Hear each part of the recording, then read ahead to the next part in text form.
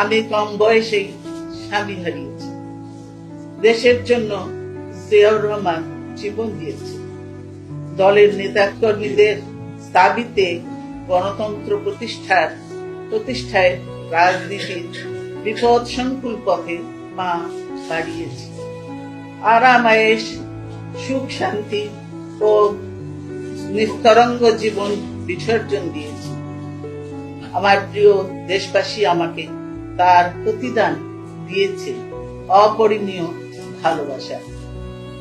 প্রতিবারের নির্বাচনে 5টি করে আসনে পর্যন্ত তারা আমাকে নির্বাচিত করেছে। কোন নির্বাচনে প্রার্থী হয়ে আজ পর্যন্ত আমি পরাজিত হইনি। জনগণের সমর্থনে বাংলাদেশের প্রথম নারী প্রধানমন্ত্রী হওয়ার গৌরব আমি অর্জন করেছি। 3বার তারা আমাকে প্রধানমন্ত্রী করেছেন।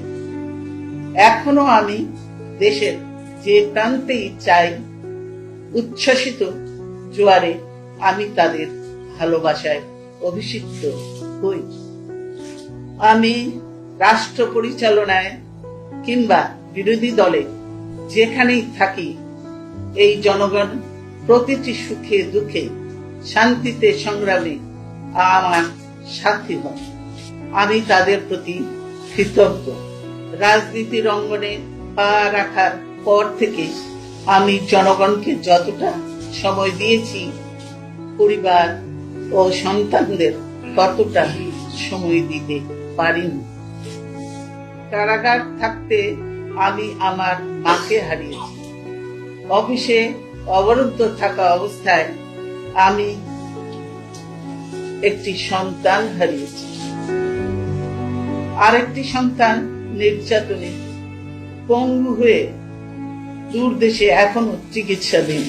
আমার এই স্বজনহীন জীবনেও দেশবাসী আমার স্বজন।